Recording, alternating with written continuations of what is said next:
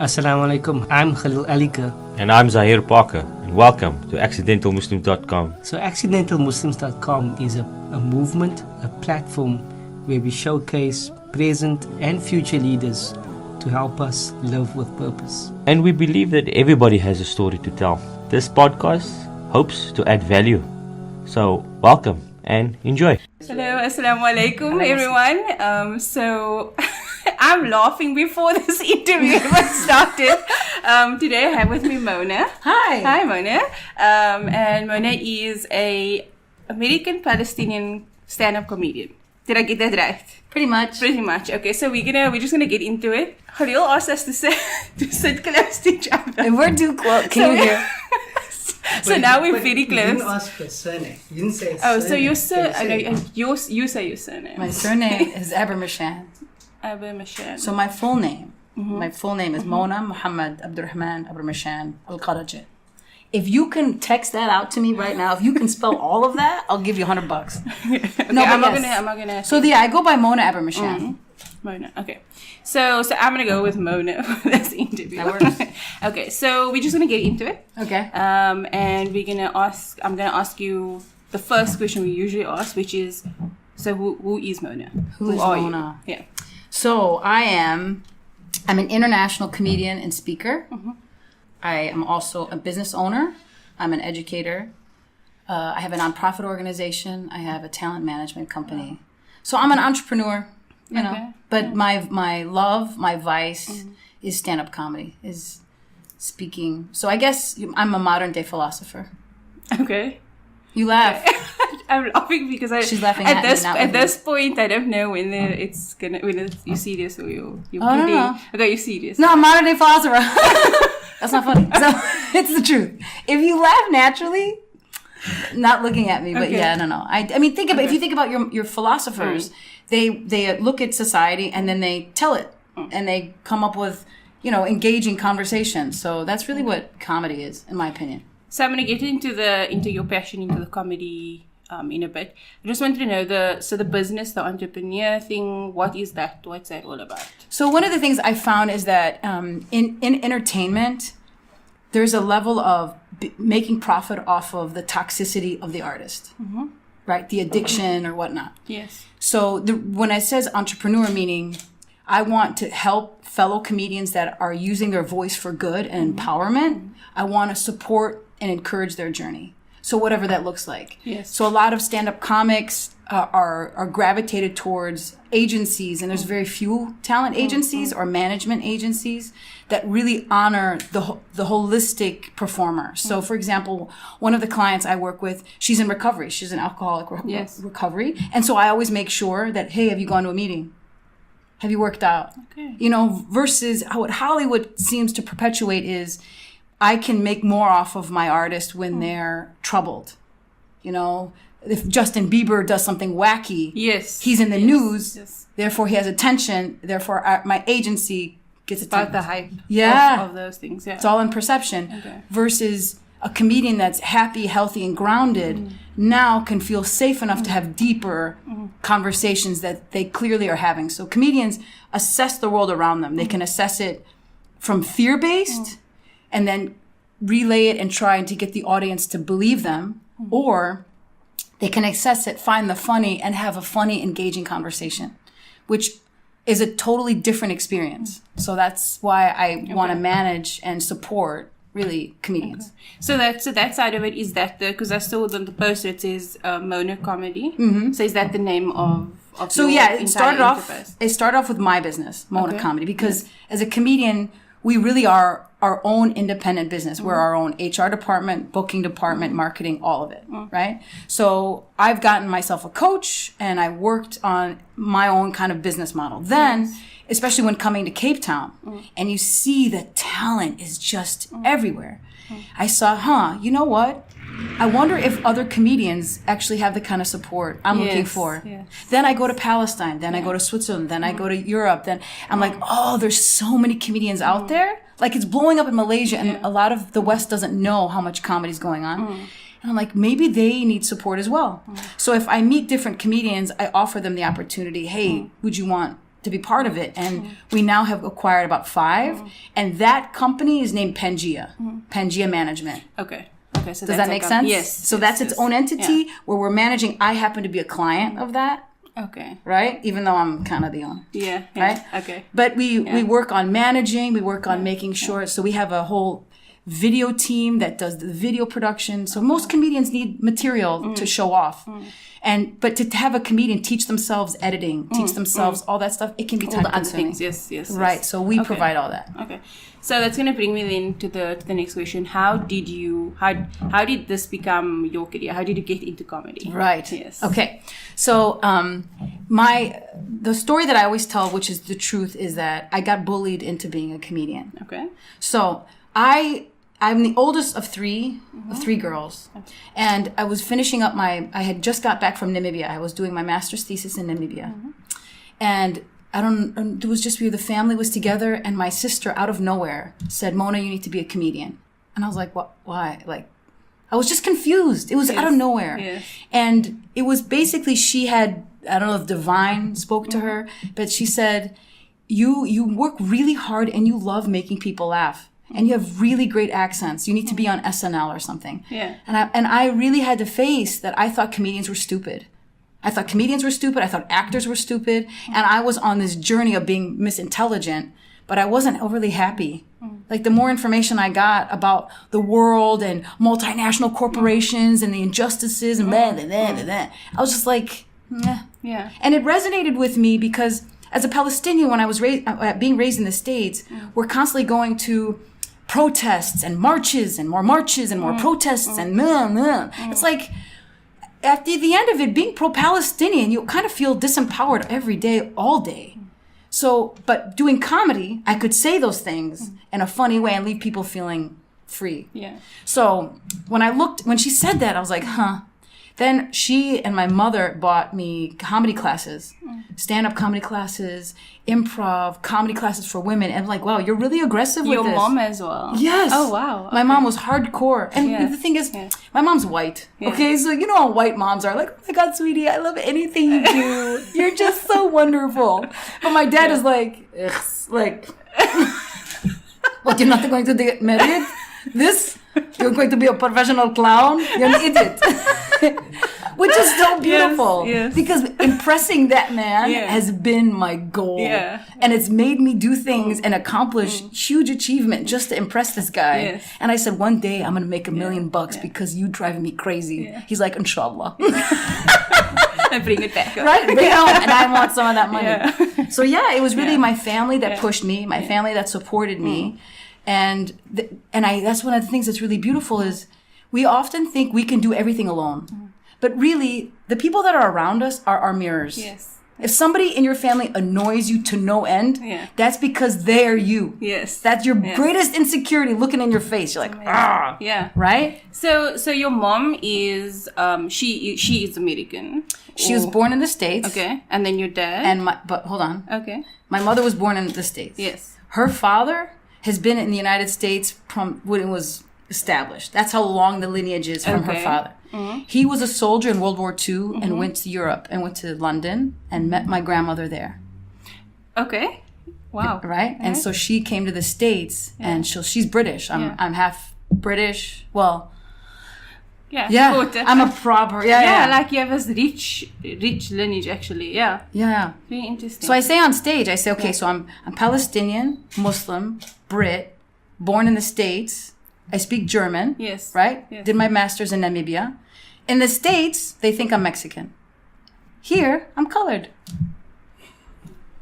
So easy. See? You just put in anyway. See, I fit in everywhere. Everywhere, yeah. So long as you're willing to acknowledge that diversity. Yeah. In the States, I found it extremely challenging, to be seen. So in the States, we don't see color. And while that may seem all nice and airy-fairy, when you don't see color, you don't see their identity. You don't see the difference of having like a vegetarian samosa because you're vegetarian and you're Hindu, and a Muslim samosa that has meat in it. They're almost made different. Yeah. So you have to see color because then you see the person, you acknowledge them. Amazing. So growing up with that, so with your dad. Your dad, I'm assuming, is then Arab. He's Palestinian. and your mom was, you said, white. Yeah. So what was that like? What was that childhood like? Yeah. Okay, so I love how much you say you're so Cape Town. It's the perfect, or like yes, or like another one you guys do is sure. Yeah. Like when you're like figuring things out. Yeah. Man, you're like, I love it. So my mother converted to Islam before she married my father. Okay. So her level of Islam was like Islam light. It was like diet Muslim. Yes. Okay, like come on. Islam light. Islam light. I said, okay. Right? Yeah. It was probably, it has more of a Cape Townian vibe, honestly, where it's about choice. If she chose Islam, she chose it. It wasn't forced on her with a dogma of rules and regulations and obligations. So in our home, and also that's the other thing, is that in the 70s and 80s, especially in early 90s, Islam in the Arab world was secondary to Pan-Arabism. Right? Pan-Arabism was uniting all the issues that were going on in the Arab world. Okay. Islam was always secondary because in the Arab world you have Jews, Christians, and Muslims. So to prioritize it in the Arab world didn't always make sense. So that's usually what Arab Muslims take with them. They take, this is like, our birthright. It's Arabic, fine. So let's figure some stuff out. So that's kind of how it was growing up. It wasn't until the late 90s and early 2000s, especially with the 9/11 stuff, that Islam became front and center and you had to be Muslim. So when my father was trying to instill kind of this dogmatic approach of you have to cover up, I'm like, but it doesn't make sense. You didn't grow up that way.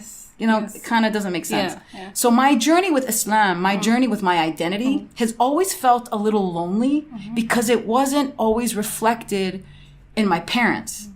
But it was something I would pick up in the different places I lived. So at 13, my family insisted on sending me and my 2 younger sisters to Palestine alone. Now, if your family doesn't like you, for summer camp, for the holidays, they send you to occupied Palestine. Okay, nowhere else, right? No other place on the planet is still under like major occupation. And then you send a 13-year-old girl, a 10-year-old, and a 6. Oh, okay, so I was going to say, so you're the eldest. I am. Oh, okay, I thought you so said there's 3 of us alone. Yes. He just like, just go, good luck with that. Yeah. My father, I don't know. I hope he's watching right now. Okay, you knew to make you stronger. And now you have material for your comedy. Totally. And stuff, so. That's the thing. That's why South Africa is the perfect place for comedy, because it's a pressure cooker. It's been a pressure cooker. And under those kinds of circumstances, that's where the laughter releases all of the tension. So what happened in the strip? So now I'm very interested in this. So you were 13 years old and you were with your 2 younger sisters. Yeah. And I'm assuming you went to family and there was family. Right, but I didn't know what they looked like. Yes. So I was walking around with a picture.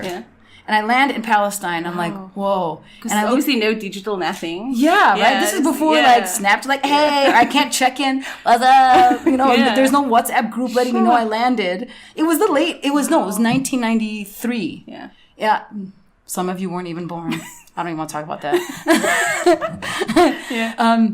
So I landed and I was protective of my sisters, like they're my kids, and I kind of looked around, and when you're looking for Arab family amongst Arabs, it's like impossible.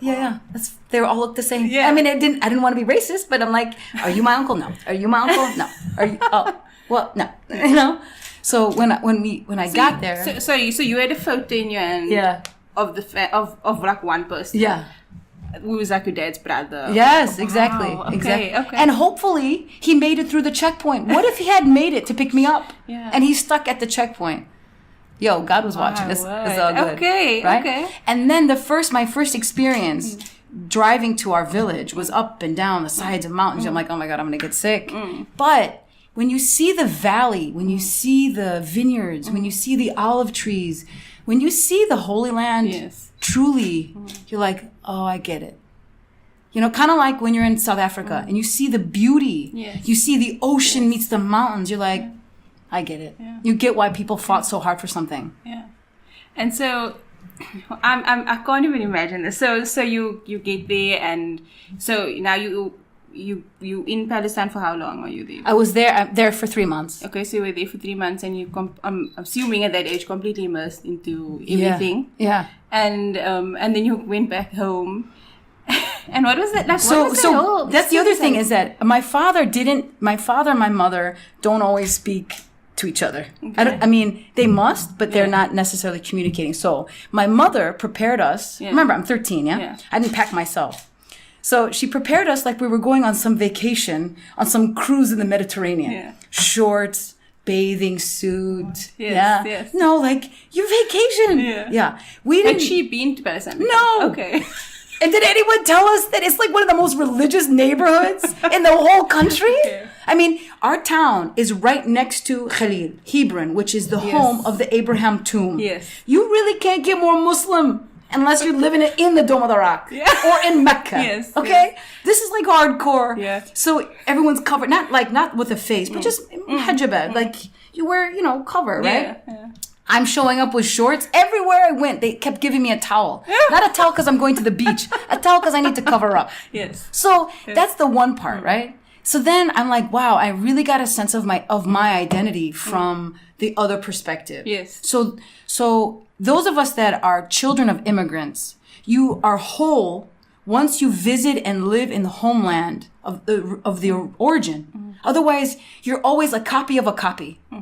Right? A copy of a copy. Okay, I've met a lot of, as I've performed all over the world, I've met a lot of Palestinian, for instance, Palestinian diaspora, expats, born and raised, but don't have a tie to Palestine. So they're never been. Yeah. Yes. So they often don't allow themselves to be critical of it. They often don't understand certain idiosyncrasies of Palestinian life or even just the bread. So their identity, again, is a little mismatched.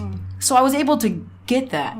Then I understood Islam from their perspective. Like pray 5 times a day. Don't be a jerk. Kind of weddings are separate, which are boring. But, seriously, what? No, weddings separate? Who are you going to flirt with? Well. Other women? Like, come on! Come on, bro! Oh, Joe. How do you know if there's... Never mind. We'll go into that later. If there's potential, is what you're saying. Yeah. Yes. Right, because you go to weddings to flirt, yo. Like, how are you going to meet other people? Just aunties? No, you want to check out stuff for yourself. Maybe the aunties have sons. And they can... Right. Arrange the marriage, right? That's what I lived in. Yeah. Okay, trust me, I get it. Anyway, so I actually became more religious myself. So I started praying. And I would come home and I would pray. And my dad's like, what are you doing? Yeah. Because he didn't pray. Okay. This was before his awakening, before his Hajj, right? Yeah. So I would pray and he would like walk over me. He's like, come on, hurry up. Like, wow. Right? And then at some point, like, it's hard to keep up and you're a 16-year-old. Yeah. And so it kind of faded out. But again, this journey of being a Muslim, Palestinian, American woman has in essence been a self-discovery. And there are times where I never felt fully safe being who I am within the family or within the different communities. But as I've grown up and now that I'm turning 40 in March, I kind of like, I really feel like I have a perspective that others want to hear as well. So the Muslim community, for example, in the UK, if they were born there and their parents taught them Islam and their parents were learned from their parents, there are women and men who are praying and saying words they don't understand. And then they'll say to me, Mona, I wish I was like you. I wish I meditated. I'm like, didn't you just pray 5 times a day? Yes.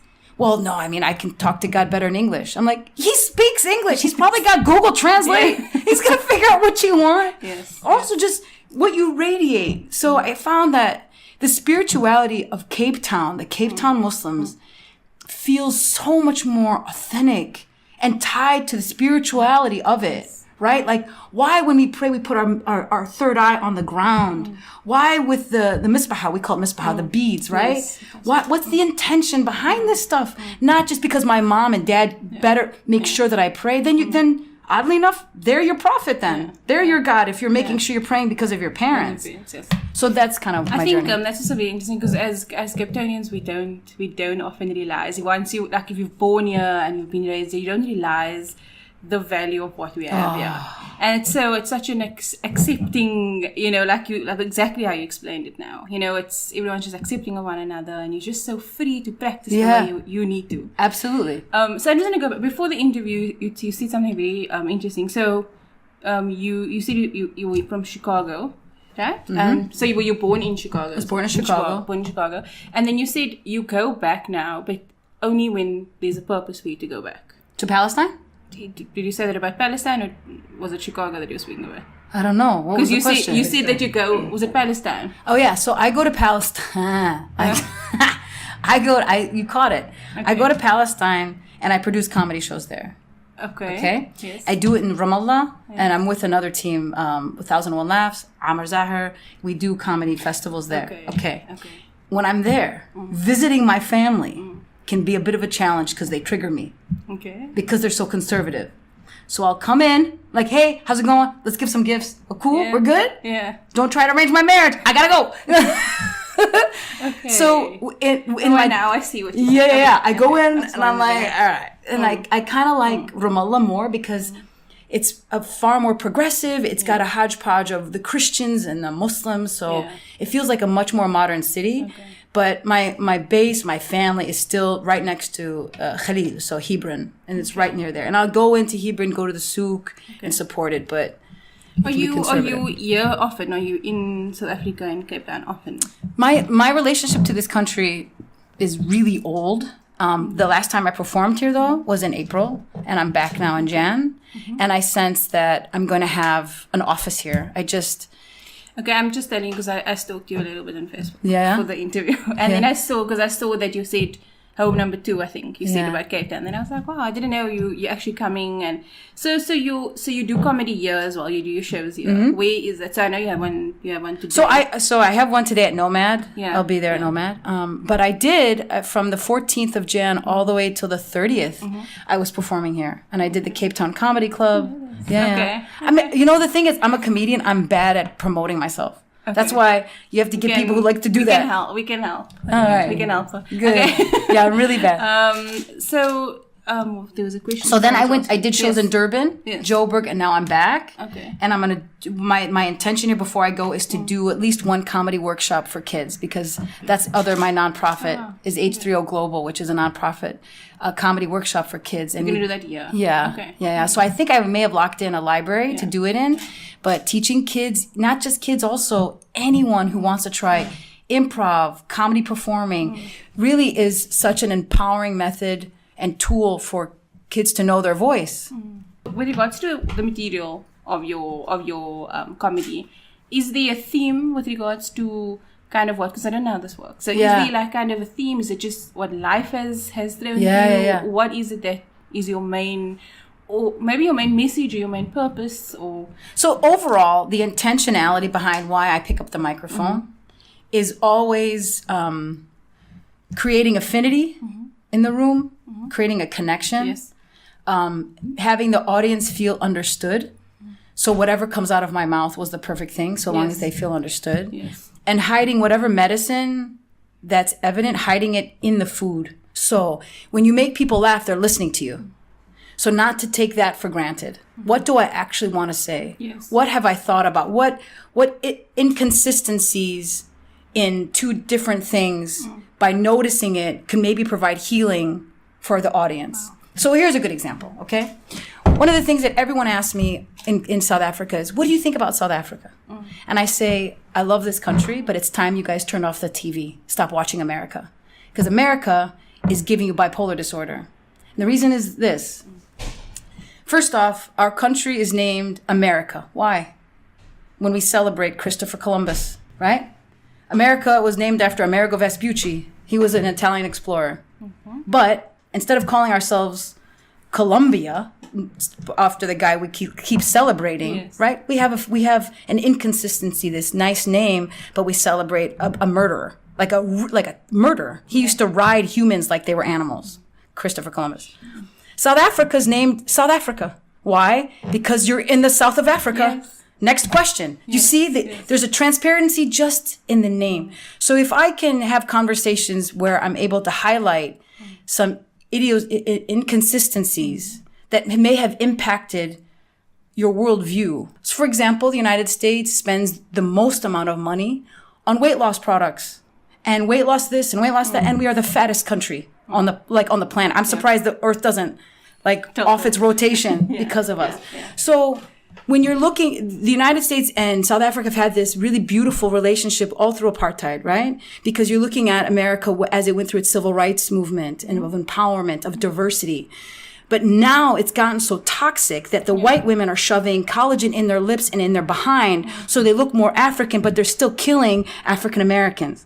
So it's important because the true thing that Americans are seeking, like whole history, integrity, mission statement, empowerment, you guys actually have it. You know your history. Listen, the Cape Malay conversation is slavery. Right? Yeah. There's a healing there, whether it's through religion, whether it's through art. There's a healing in this country that's happening, but constantly comparing to the States is dangerous. Yeah. And it's also one of this country is it's important that you have the safety to heal. Like the United States, when we declared independence in 1776, we were essentially almost an island. We didn't have social media. We didn't have people trying to sell us drugs. There wasn't all this coming from all these directions inhibiting our healing. South Africa has that. So like, for example, let's say you and I, we got out of an abusive relationship, right? And it's bad. But someone's like, you know what? I know you're feeling insecure. I can offer you this pill right now that won't make you feel so insecure. And you're insecure. She's like, oh, okay, I'll take the pill. So, or the alcohol or whatever it is. So I think the messages coming from the States is not helpful. And I think that looking to others for the healing that's obviously necessary can be dangerous. But the comedy and the art and the music that's being generated is very, very healing. So that actually brings me to one of the questions I wanted to ask you, because you said you work with the youth and you want to do the workshop and all of that. So what is it? What about the youth? I'm going to start with the more negative one, but what about the youth is it that concerns you? What is most concerning? I think the youth are growing up faster than their brain is allowing. So when a kid is 2 years old and when a kid is 16, their brain actually is actually changing faster than language can keep up. Okay.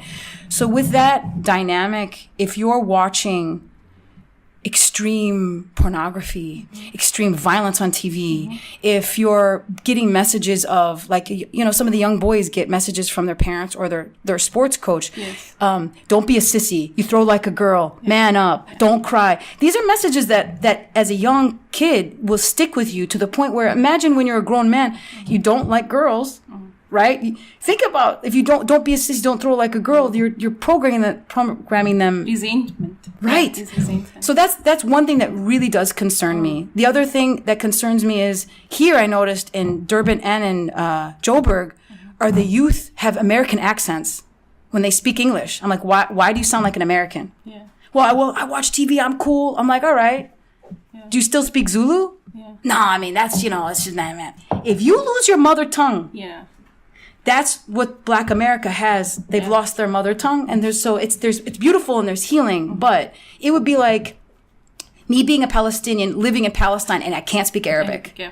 That's dangerous. It's a major part of the identity. Yeah, it's a major part. Yeah. So that's the one thing that concerns me. Now, in terms of youth, generic around the world, I see through the kids' comedy classes that I'm doing, there's a great fear of using your voice or knowing that you can. So the thing that inspired this kids comedy class back in 2010 or 11 was getting to know that Dave Chappelle, someone I have great reverence for, knew at 13 he wanted to be a comedian. Now you can know something, but it is in the support of your family that allows your dream to come true. Just like I got bullied from my family, he got supported. Yeah. So at a young age, this guy was 13 years old. His grandmother and his mother took him to the local comedy club where he then performed. And he saw his power. Yeah. So I was like, man, imagine if all 13-year-olds knew what they wanted to do at a young age. And so when I bring it into the class and there's just this innocence of play, whether it's improv games or writing, the kids are learning how to assess the world around them and then relay it to one another. And it's very powerful when a kid can make a room full of people laugh. They see they have power, that their voice is valid. Yeah. So I've seen kids that have severe speech impediment through the workshop, that again, the length of the workshop is really dependent. My favorite ones are ones that last a lot longer because you can see the kid evolve. Yeah. This young girl went from not being able to speak to hosting the show. She was her speech teacher started coming to our workshops instead of she going there. And there's research shows in our organization, we have people who have done research that shows the impact of comedy and healing, whether it's with OCD, with post-traumatic stress, with dementia, right? Alzheimer's. One of the things they teach people who are dealing with Alzheimer's patients is you have to lean in to your family member that has delusional visions or whatever. You have to lean in and play the game with them. So if your grandmother has Alzheimer's, and she keeps calling you your father's name, play with it. Yeah, you can't just cut it off as it. Because it makes her, it affects them. So comedy is extremely healing and empowering for kids and all. So the culture of comedy, of stand-up comedy specifically, I think it's evolving now especially within the Muslim community, within South Africa specifically. But there's still a lot of resistance. So when I think generally when a Muslim kid tells their parents, still, this is what I want to do with my life, the resistance is still very much there. What kind of message would you give to the parents? Okay, so a couple things. One is, you guys are in a bit of a bubble. Makes sense.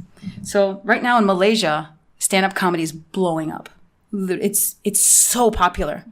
In the Middle East, extremely popular. Yeah. And oddly enough, comedy has always been in religious communities, only in a different kind of a cheeky, where it would be a guy that would do a one-man show and he would dress in different costumes. Yeah. Okay? So comedy's always been there. But the dynamic in which we're doing it here is a little bit more sensitive, because think about it. You have one person on stage in front of the masses with whatever their ideas are. There's no music, there's no acting. It's just me speaking my opinion. And in some countries, that's tyrannical. Yeah. That's dangerous. Yeah. Okay. Because go ahead. But also in some ways, when you're in front of the stage and it's just you and your thoughts and you're relaying it, you quite vulnerable. Yeah. And so is the country. Yeah. Yeah. If you're, what if you say overthrow the king? Yeah. And this whole group of people are listening to right. Yeah. So that's why it's important, first off, that the comedian know what they're going to say and why they're saying it. The other component is that I think in comedy in general, the way it's promoted, especially in South Africa, and I've been telling anyone that'll listen, it's too closely affiliated with alcohol. So the major sponsor in this country is Savannah.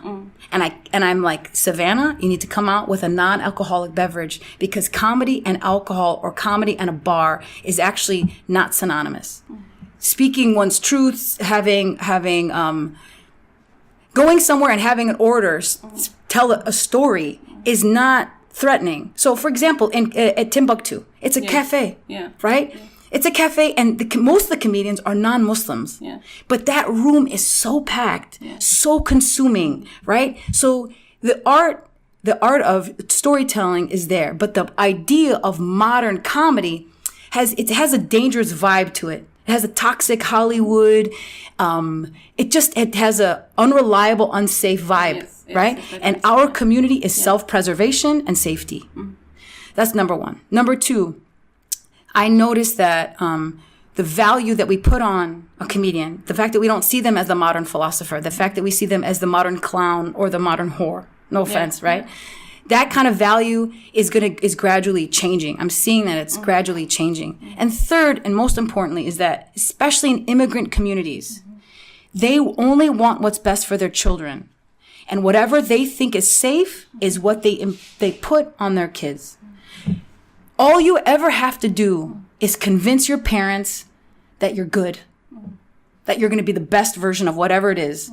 And eventually they come around. So my dad, like I said, made fun of me for being a clown. But when he sat in the audience at Carnegie Hall and Kennedy Center, and I'm the first Palestinian, first Muslim, first Arab woman ever to do comedy in that institution, he shut up. Yeah. And he took me seriously, and he's like, whoa, she's a visionary. Because immigrants are actually visionaries. Yeah. When you're bold enough to leave your community of comfort and go clear across the world for a better life, you're a visionary. Yeah. And when the kid gets, and the parent, they get each other, and the parent is like, oh, whoa, my kid's a visionary and breaking ground in different ways. And that person is going to do it because I love them fully and I got their back.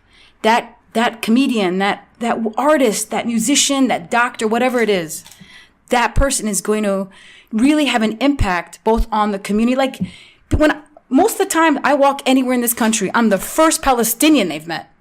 Yeah. Right. So have I let my father down? No. He's just like, whoa. Yeah. And I'm like, Dad, you got to see the Muslims down here. Yeah. The Muslims in Cape Town, they're so spiritually in tune. Like, my dad would sit there and be worrying about something. I'm like, so you pray 5 times a day, right? He's like, yeah. I'm like, you're a hedge, right? I'm like, yeah. So then you think God's got this, right? Because you pray.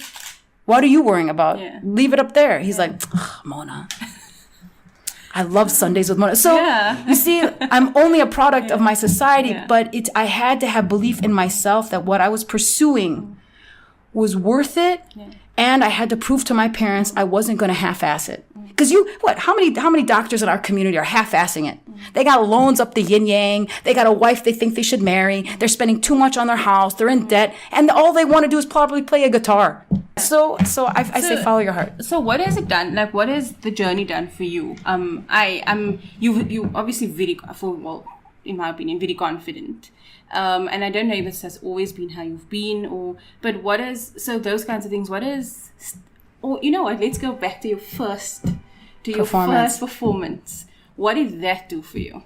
So it was the first time, my first performance. So it was a comedy class for women. You had 5 classes and the finale was a show. Mm-hmm. I hated the classes. Okay. I'm like, I'm funnier than these people. Yeah. But the finale, which is the show in front of a whole live audience, which I incorporate this pressure cooker of performing is the part I include in the kids' comedy classes. They have to feel that pressure because then you go inward. And it was the first time I'd ever talked to myself. I'd always sought the approval and support of others. Yeah. It was the first time I'm like, all right, Mona, just don't throw up on the stage. Mm-hmm. Everything's going to be fine. Just have fun. Yeah. And you got this. Yeah. That was the first time I'd ever done it. Yeah.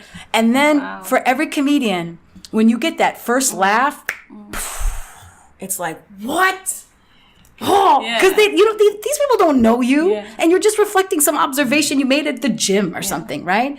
That was the most rewarding thing, and it made me feel like, okay, now I had studied international law, all this stuff, all the freedom fighting, all the empowerment. I'm like, nah, one little joke that lasted 30 seconds or a minute in a 5-minute set made that room understand me understand them, and everyone left feeling great. So that's the beginning. What led up to that point and what has gotten me here now has been me shedding different layers and beliefs that I had at a young age. Yeah. So my history I talk about on stage is my weight loss. I lost 75 kilo. What belief system created the weight, and then what belief systems have been removing it? And that's a long journey, and I'm not sure you have enough time for this podcast to tell you all that. Okay, so I'm gonna do the complete the sentence. I did send it to you, so I'm sure you have some kind of idea what you're gonna answer already. Yeah. Okay, so we actually just started this like in our last interview, and it went well. So we're gonna go with it. So the first one is Allah is love. Love is play. The world needs more play. Happiness is freedom. Happiness is the joy of a child at play. Complete freedom. They go to the park with no keys, no ID. They're not worried if they have the right They're not worried about their phone. They just go until they can't. And they come home smelling like outside. And they're like, give me food. What if what if we're all just grown kids? If you took ice and a glass of water and the ice melts, is the ice gone? No, it's just changed its form. Yeah, so you're a child that's now just bigger. If you ask my mom sitting here, for everyone watching, and if you ask my mother, she'll tell you I'm still a child. There you go. It's not even an adult child. You're a child. And that's good. One day you're going to thank God that she kept saying that. Yeah. Okay, and then success is it all makes sense. When all the dots connect. When the pain that you went through makes so much sense now because of the cool thing that you can do because of having taken on, not succumbing to the pain. Yeah. Being a Muslim to you means? Being a Muslim to me means such a blessing. It means acknowledging the God and spirituality in others, as well as myself. And most importantly, being a Muslim means of service. I am 100% of service. Wherever I'm supposed to go, let it show up. Wherever I'm not supposed to go, let it show up. I take divine inspired action. And whatever, before I step on stage, I say Ole. And if you look at the history of Ole, Ole is the Muslims in Spain saying, Ya Allah, meaning God used me as a divine tool. Whatever comes out of my mouth is on you, bro. I did all the homework up to here. Yeah. I wrote the jokes. I stand on stage. I say Ole, and whatever comes out of my mouth. There's been times I'm like, what did I say? Okay, and then the last one of those are leadership is. Leadership is the day you realize you're living your life's purpose and your life's dream. You're now responsible to help others get theirs done. Period. I'm just gonna go back to the question before that. when the question was being Muslim to me means, and it was very interesting because. I also do that thing where I'm like talking to Allah and like, you know, I think a lot of people have that kind of relationship, and what is that like for you, if you want to answer the question. Yeah. Oh, if it's not. I think a lot of, honest to God, I think a lot of people, and that was part of my own, is my religiosity, my relationship to God. I had to remove my dad because I didn't realize that subconsciously. I had it as this fear-mongering, this like punishment, do this, not that, bad, good, hell, heaven, all that stuff.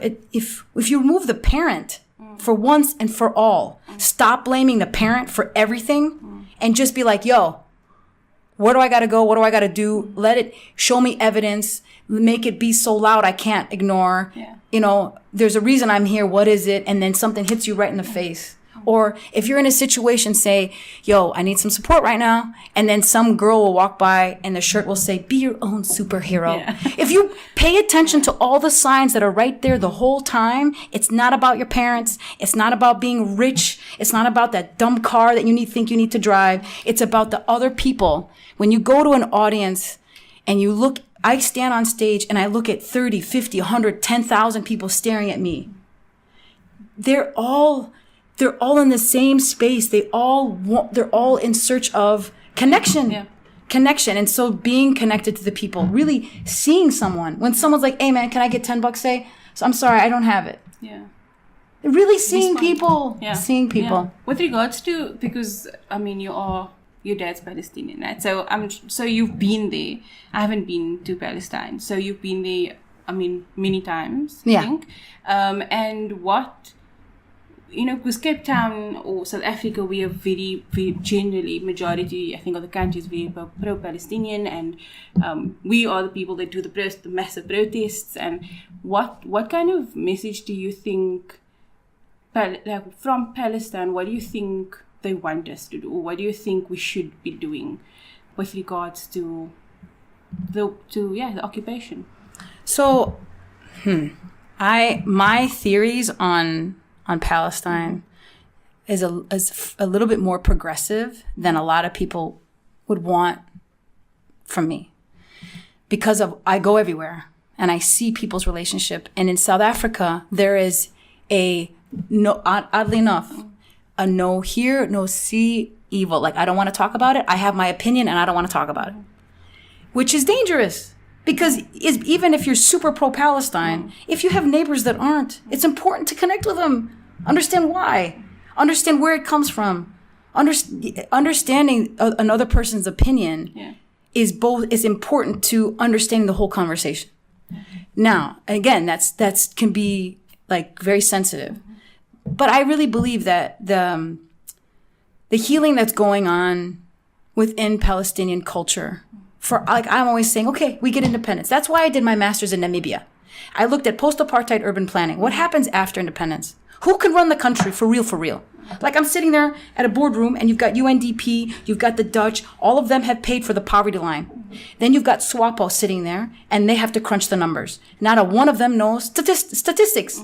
So for me, I'm like, okay, Palestine, What are we going to do? Where's our statisticians? Yeah. I want us to have a healing conversation because freedom fighters are awesome. But freedom fighters, if they end up becoming your leaders, are going to give you a reason to need more freedom fighters. So that's really, this is not in my hands, but that in a perfect world, and people might hate me for it, in a perfect world, we just bring down the stupid wall, shove the two ugly ass flags together and call it the Holy Land because it's the Holy Land and move on. Because the Jews were there. The Jews have always been there. I'm probably a Jew. Jesus was a Palestinian Jew. I mean, real talk. To think that you weren't is naive. So shove the dumb flags together. Palestinians and Israelis have always worked together anyway. My best friend is, and the thing is, like, I got interviewed by Deutsche Welle, the German news agency, right? And it was me being a Palestinian comedian, and next to me was an Israeli comedian, right? And the German said, Mona, so, in your honest opinion, as a Palestinian, what do you think that the Israelis are rude? I'm like, dude, you caused this problem. Don't instigate more. This is your fault. Yeah. Don't get in the middle of this. This is your fault. Yeah. Right? So I think having lived in Germany and when you see those concentration camps and the fact that more Palestinians aren't going, that's dangerous. That's dangerous. You want to know for real what my opinion is on Palestine, Israel? Go to a concentration camp. And when you see the pain of your perceived enemy, they're never your enemy ever again. But that's not a reason to perpetuate. It's deserving of acknowledgement for real. Yeah, it's intense. I'm telling you. Yeah. Some people don't like what I gotta say, but I'm gonna kind of soften the mood. I was gonna ask you to do an accent, and then you got. I got so too many. Spot on. What's your favorite one? Which accent? Yeah. Do you have a favorite? I think the Latino accent. Okay, let's go. Because it's like, listen, like everything's like a party, you know? Like you need more Mexicans and Puerto Ricans down here because it's like, okay, let's have fun. It's Tuesday morning and we're going to go dancing. I'm like, no, I got to go to work. But you want to go dancing suddenly. So, I mean, have you ever seen an angry Latino dancing? No, it's like, okay, let's okay, we can do it. Okay. I'm like, yeah, I don't even know. Okay, so Javier, do you have any questions? I'm going to ask my last question. Do you have any? I think we are. Okay, so we're going to make you also very late. So the last question is, if this is your final message to everyone listening, if you had a final kind of message, what would that be? My final message would be, stop being so hard on yourself. Find the little kid in you, whether it was a food that you used to like to eat, bring back the little kid. Because now you're wise, now you probably got the money. Just go live life like with the joy of a child at play, because that's really all we are. Thank you so much, Mona. Thank you for your time. Thank you. It's been an awesome interview. Thank you. I really enjoyed it. Hope you do, and all the best. Yes, for the future. Alf Shukr. Thank you so much. Yes. So that's it for today's show. We hope we added value. We hope you enjoyed it. But most of all, we hope our guests inspired you to live with purpose. Don't forget to send us your suggestions via info@accidentalmuslims.com. If you know anybody out there that is inspiring, that's leading, that's living with purpose, please do contact us. And remember, feedback is our oxygen. So follow us on social media. We're on Facebook, Instagram, and Twitter. I hope you enjoyed. God bless. Assalamu alaikum.